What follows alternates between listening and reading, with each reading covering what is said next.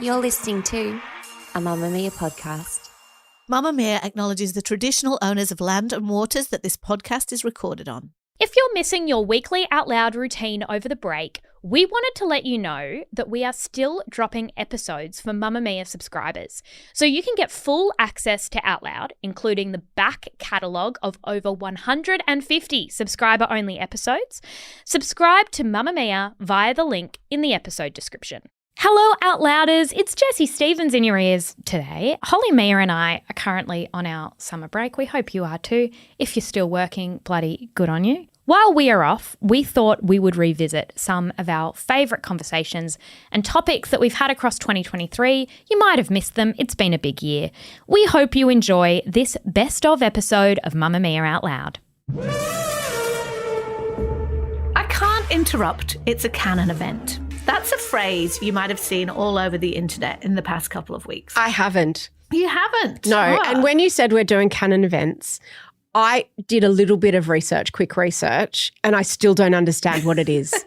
That's lucky I'm here. I'm going to explain it to you. What is a Canon event? What does this mean? I know because I just watched Spider-Man Across the Spider-Verse with my kids. And side note, it's excellent, just like the first one, but it's extremely complicated. Like, I don't know why kids' movies these days, well, not kids' movies, but superhero movies, they are so complicated. Like, just stop with all that. But anyway, I reckon I can explain a Canon event pretty easily. There are lots of think pieces popping up everywhere about it. It's something that happens in your life that is so pivotal, so essential to who you are, that even if there were 45 other versions of your life, because in these kind of movies, there are always lots of different universes. So there's a Mia Freedman here on Earth right now is a media mogul. But over in universe 45, Mia Freedman might be an evil supervillain, or she might be super successful fashion designer, or she might be a trombone player in a band. I mean, who knows, So right? is it like sliding doors? Yes, it's very like sliding doors. Because that's right? a pop cultural reference, I understand. The Gwyneth Paltrow movie from the 90s. The most important thing about that is that she did end up with two different haircuts. Yeah. The short and the that's long. how I you went could and got that differentiate. haircut. And if Mia was living in lots of different universes, she would have a lot of different haircuts, whereas Claire and I would probably have the same haircut no matter which universe. I still don't understand. The idea is there are some things that happen in your life that have been so pivotal in making you who you are. There might be one thing that is every bit of your personality had to happen. So in the Spider-Verse example, right? Every single Spider-Man movie, every single Spider-Man ever, someone close to him has to die for him to understand the weight of being Spider-Man. And if anyone intervenes and stops that from happening, Spider-Man doesn't exist. So it has to happen, right? In creative works, it's like, is it part of the canon? Is it essential to the plot? Is it essential to the storyline? Think of it like that. It's something that is absolutely essential to the plot of your life. So on TikTok, everyone's posting canon events and some of them are really silly. So they don't have to be heavy. So on TikTok, you'll see things like when you see a young girl with beautiful brunette thick hair going to get a few blonde highlights, and then they put in brackets, couldn't interfere, it's a canon event. So does it mean like It she has needs to to go happen. through this? This You needs have to to go happen. through it. Yes. Oh. For her to be who she is. It's something you have to go through or that has to happen for you to be you. So, for example, I was thinking about mine. I reckon there would have been a few in my life, but probably the really pivotal canon event that has to be in my main character storyline was when I was 19 that I left Manchester to go and study journalism. I'm putting it in inverted commas, study journalism in London.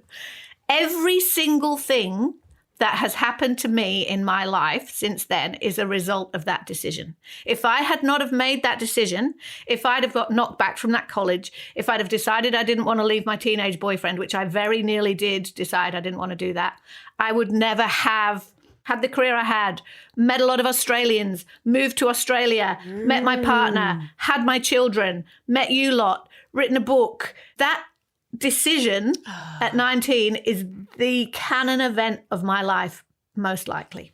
Now do you get it? So it's like if that hadn't happened, or if there was a story written about your life that didn't include that, it would miss the fundamental essence of who you are. I wouldn't be who I am. Yes, without that event. Wouldn't you then just say, like, going to the barbecue where I met my partner or getting pregnant and having my child. Like No. Yeah. the well, it condom could be. breaking. No, see, for Spider-Man, like I think the fact that it is having somebody close to him die being the thing that spurs him on to actually be Spider-Man. There are all sorts of little things that happens. It's even, correct me if I'm wrong, Holly, but it's even who dies. Yeah, so it's got to be someone close to him. So in a Spider-Man movie, it's always either his uncle, his auntie, his dad, his girlfriend. Someone has to die. And so the whole reason everyone's talking about this is in this version of the movie, he wants to stop that. He's like, I don't want my dad to die. And everyone's like, he has to, because otherwise you don't get to be you. It has to. What's your it's canon kind of event, like, Claire? yeah, I guess it's kind of like Harry Potter, where it's like you can't take away Voldemort, and it's kind of at the very end of that series, he realizes that by killing Voldemort, he's killing a part of himself because who he is has been completely So a determined by canon Voldemort. event is not necessarily good or bad. It's kind of agnostic. It's just a thing. So the reason all those funny things on TikTok are like a haircut or the relationship you have after your big breakup or whatever, and then they use that tagline of can't interfere, canon event. It's like... Because It's they're clever and funny. What's yours, Claire? My first response to this, because I didn't understand it, or it's one of those things you think you understand it and then Holly explains it. And I'm like, wait, that made it more complicated. But I think I understand it. And I think my canon event, or the first canon event, is being born a twin. 100%. Like, I think everything changes without that. Can't interrupt that embryo splitting. That's exactly Can't right. interrupt. If that hadn't have happened, if whatever magic happened inside your mother at that moment, if that hadn't have happened, you would not be you. And there's no way to picture my life without a twin sister. I also think another canon event might have been meeting Rory at 17. It feels like something that was always going to happen and needed to happen, and my story isn't mine without that. It's sort of like you don't know where the story goes if that doesn't happen, like kind of like yours, Holly, at a pivotal moment. It's like, do I just spend the rest of my life in Manchester if that doesn't happen? What does your gut instinct tell you is your canon event? And then we'll tell you if you're wrong or right. I've just jumped around my whole life trying to land on a canon event, and I think I don't really understand it. But I guess maybe where I sort of have stopped is having an emotionally abusive relationship in my early 20s because it sort of recalibrated what I was looking for in a partner, which meant that I was open to meeting Jason, which then dictated the rest of my life, everything from the business to our children to, you know, everything. But then also I lost a baby to Jason halfway through that pregnancy. That would have been my second child. Had that baby been born, our marriage probably, I don't know. Well, then I wouldn't have had my two kids that I've got after that. I don't know. I'm confused still a bit about canon events. You've got it. That's exactly it. Really? Like it's things that happen in your life. Your story doesn't go on like in the same direction if it didn't happen. And you might not think it was a good thing because the whole premise of this particular example of the Spider-Man thing is the guy's like, the Spider-Man guy is like, well, I'm going to go back and save my dad. I don't want my dad to die.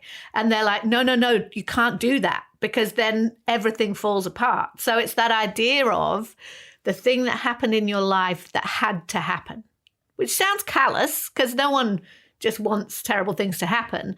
But it had to happen for your story to go where it's gone. It's sort of like The Butterfly Effect, that movie with Ashton Kutcher where he keeps going back and trying to stop things from happening, but it makes it worse because certain things needed to happen in order for things to get better.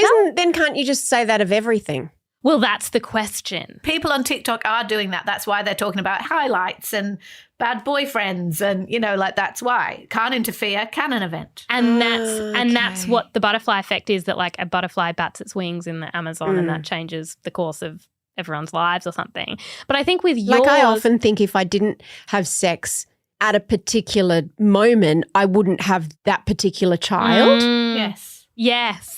Isn't that weird? Yeah. That's so weird. And I often look at if you've ever adopted a dog, or even if you haven't adopted a dog, any pet that comes into your life, you look at it and you love it so much and you go, this could so easily not have been you with me. Could I have loved another dog this much? Yeah, and Surely where would you not. have lived? Because you still would have existed, but who would you have lived with? Oh, my God. And how could you have lived without me?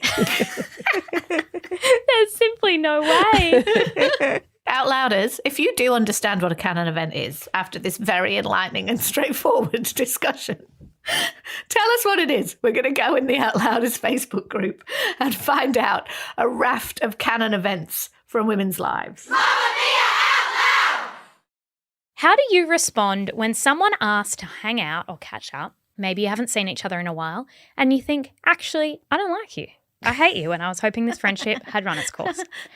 Well, one woman was on the receiving end of a text recently. Does that feel pointed? Do you think she's thinking about us? Is she like, how do I tell Mia and Holly I don't want to hang around with her anymore? She decided to just get impregnated so she could get a break from us. Get in the group Out Louders, send me a template. One woman was on the receiving end of a text recently that let her know precisely that, and this is how it went down. She wrote to a friend that she'd gone to school with, and she'd been at college or whatever. This is in the US, and then she was coming back. And they'd been pretty close, hadn't they? Yes, like really, really good mates. And she said, I'm going to be in town from April blah to blah. Would you like to hang out? And her friend replied and said, hey, thanks for your message. I really appreciate the invite, but I think it's probably best not to, as we are in seemingly different places in our lives. I'm happy to support your efforts and career goals through social media, and I hope you understand. All the best. Oh, my God. There are also 4 exclamation marks in that reply. 4. Wow. I love that. Perky. It's a perky. It's a response. perky rejection. All the best. This set off a tweet thread All about, the best is brutal. it's horrible, about whether or not the response was rude, if there was a kinder way to say it, and also about the way corporate speak has entered our friendships.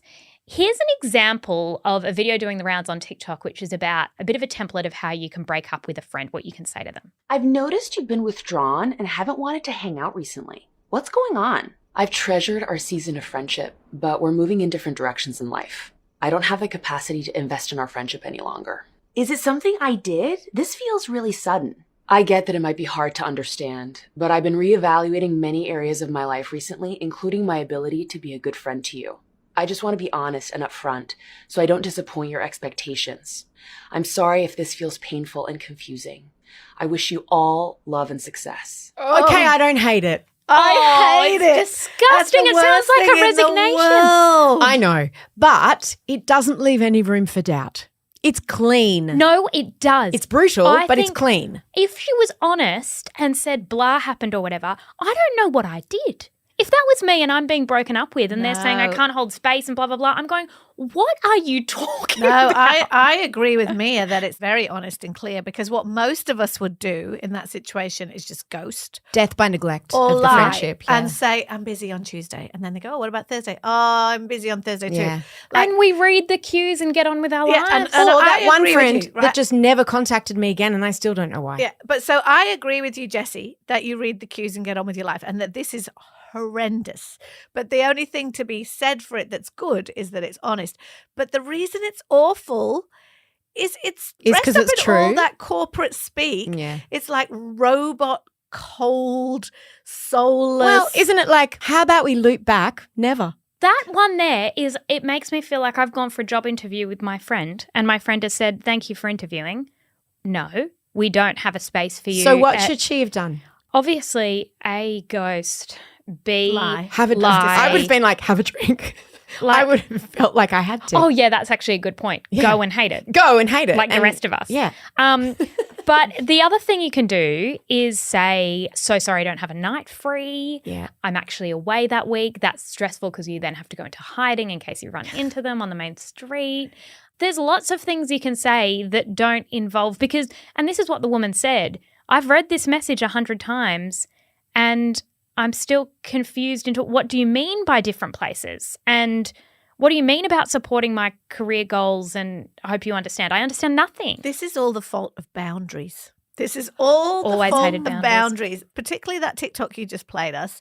That is somebody who has been studying, probably from our friend Glennon, has been studying hard about how to assert boundaries in a polite and respectful way that cannot be pushed. Right, as you said, Mia, it doesn't leave any wriggle room.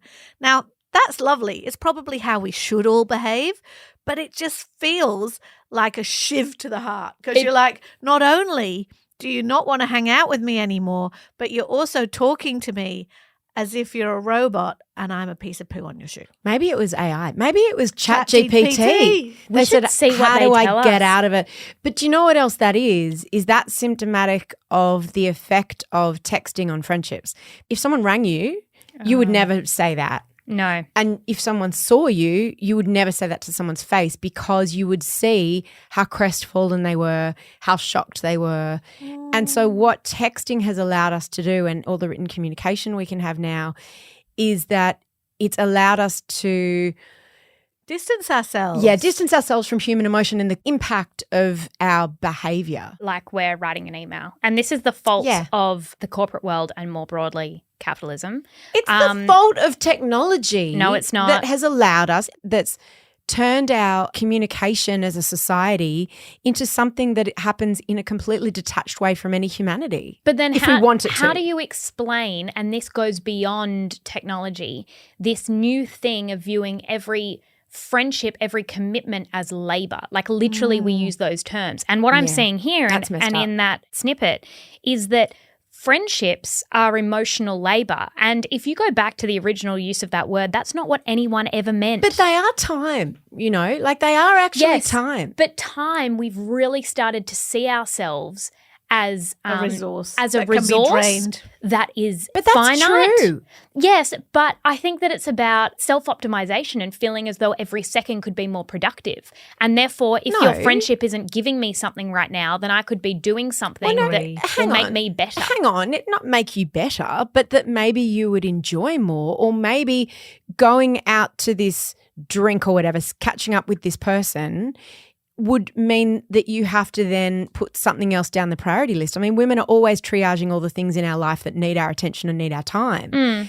And so I don't think that that's necessarily fair to say that by not choosing to do something with someone, you want to optimize your time. I mean, in a way, but you have to do that. I think we're increasingly seeing relationships as transactional in a way that we do in the workplace as well. And we've heard this in terms of boundaries, which is, what are you giving me? I find you draining. And we've talked about it in the context of mental health. And guess what? Sometimes your mum isn't great fun to be around because she's going through some shit. And also what we do know is that actually friendships and connections, even ones that you don't necessarily want to have, are very good for your mental health. We are a sum of all of our connections. Well, not friendships that don't give you anything, not friendships that don't fill your cup. But does everything have to fill your cup? Like, does everything have to fill Why your is everything cup? about your cup? Like, can't No one some cares of it about just your be cup. stuff that you do because it's a nice thing to do? Look, I'm not in any way supporting or advocating that you hang around with people who make you feel shit, right?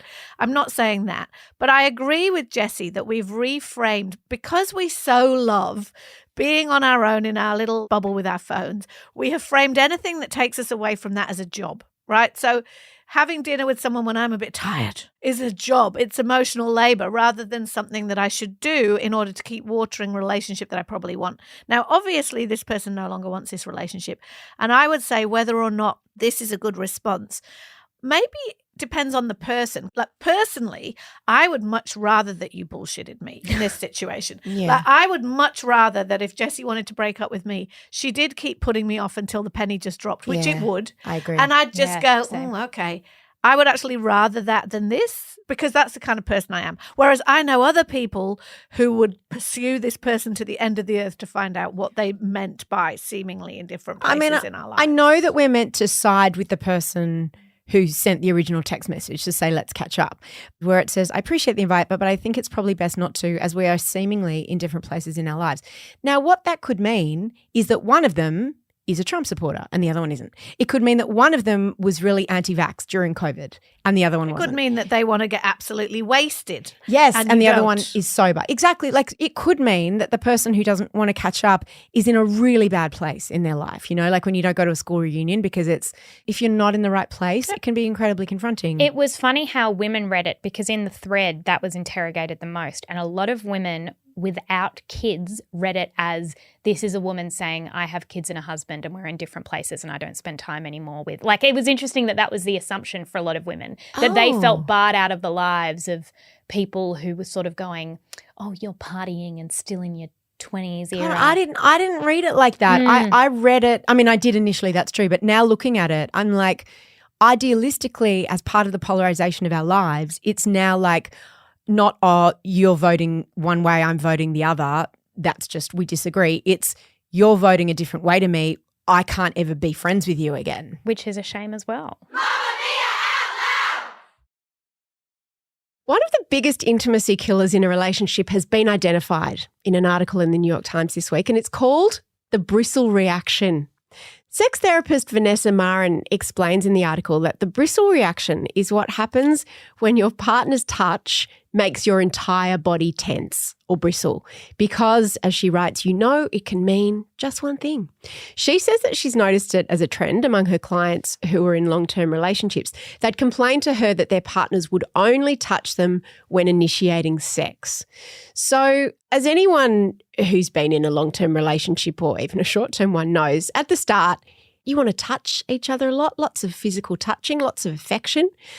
But then as time goes on, it becomes apparent usually that you and your partner may not want sex or physical affection as often or at the same time as each other. Maybe he likes having sex in the morning, but you want to get up early and go for a run or get to work. Maybe you want to have it at night, but he's too full from dinner. Maybe you just want to cuddle in bed. Myron says this is all normal, but when a pattern sets in and the bristle reaction starts to occur, usually the woman it is who feels that the only time their partner wants to touch them is when they want sex.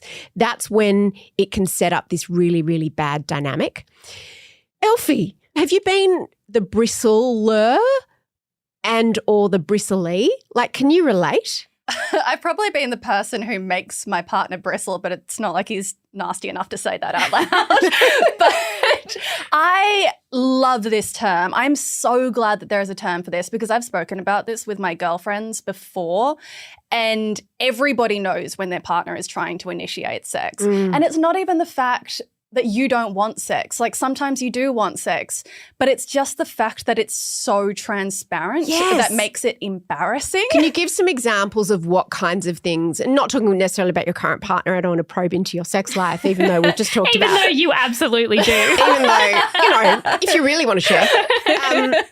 Kathy Lett used to call it the hand that would come across the bed. What are some of the ways that it can make you bristle, like some of the things that might make one bristle? Touch is definitely a big part of it. Everybody knows when their partner is touching them in a way where they're trying to incite some kind of sexual acts. But then I also think, babe, do you want a massage? Yes. Oh my God. And it's like you don't care about the tension in my shoulder. What person ever wanted to just give their partner a massage? Yeah. But I also think that there are other things that come into this, right? Like some people I've spoken to, like their partners will like light a candle or like close the curtains. And you're like, and then you're like, ugh. Why is it so irritating? Because men are dirty dogs. But like I would almost prefer someone to just go, I really want to have sex with you right now, because it's like, let's just be grown-ups about this. Yes. Yeah. I think as a busy person, I'm not really that busy, but as a person who likes efficiency, sometimes it's like, when there's like a hand movement or a fucking candle, it's like, I know this is going to be an hour-long expedition. It is a fucking candle, isn't it? Yeah. That's what Gwyneth Paltrow should sell, a fucking candle. The fucking So candle. when someone wants to have sex, you light the fucking candle. And it's like, I don't need a freaking candle. Like, it's like, let's just be efficient and direct about this. I don't need all the bullshit. But I do think there was some really good advice in this about the bristle reaction and what you're meant to do to kind of combat it. And one was practicing non-sexual touching, which I reckon this is something I have noticed my whole life about older couples who seem really happy. I've always looked at older couples, like my parents' generation, who hold hands, who just interact quite physically with each other, obviously not in a sexual way because it's in public. And I reckon there's a direct correlation there between non-sexual touching and happiness. But you don't know that they're not rogering like rabbits as well. No, I'm sure they are. I'm sure they're they doing are. the touching outside of that because Claire isn't watching them have sex, I assume. I don't think I am. Yeah. And I think the problem becomes when you only touch as a precursor to sex. And it's interesting that there are moments, phases in a relationship where you probably struggle with that and don't struggle with that. So at the moment, like I'm quite a big hand holder. I quite like holding hands if I'm really out sweet. and about. When you're pregnant, like you are constantly getting your partner to feel your belly, to feel kicks and that sort of thing. And it's like, that's not a sexual, believe me, that is not sexual. Or I'm like, rub my back, I'm sore. Rub my feet, I'm sore.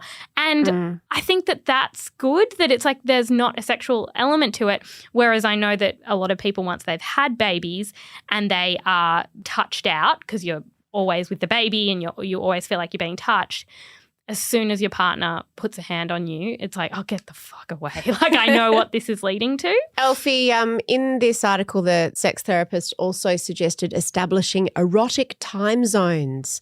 I think an erotic time zone? Scheduling when you're going to have sex, so that if there's touching outside that time, you can relax into it because you both know that this is not a sex time. And she suggests having a conversation about your preferred initiation style and asking each other questions such as, when do you feel most sexual?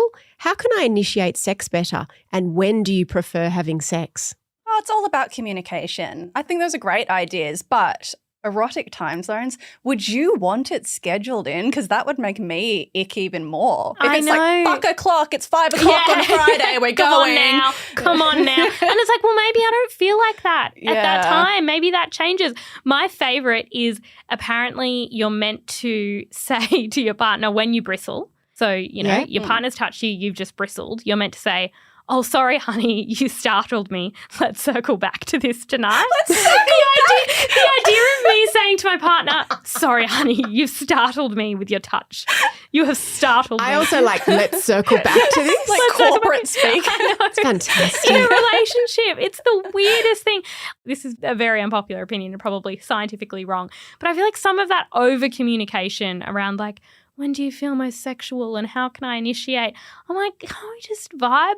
Do you know what I mean? Yeah. Let's just vibe. Yeah, I get that. But I also think that comes from a place of deep repression. Where you don't want to talk about it. I don't want to talk about it at all.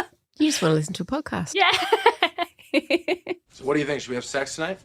Ugh. Sounds awful. That's all for today. But if you are missing us over your summer break, you want some fresh episodes, you're sitting there going, I've listened to all of this. Well, we have great news because we are releasing new episodes for our subscribers. If you're interested and you want to join us, perfect time of year to do it. We have a back catalogue of hundreds of episodes of subscriber content you haven't heard. Follow the link in the show notes, and a big thank you to our subscribers.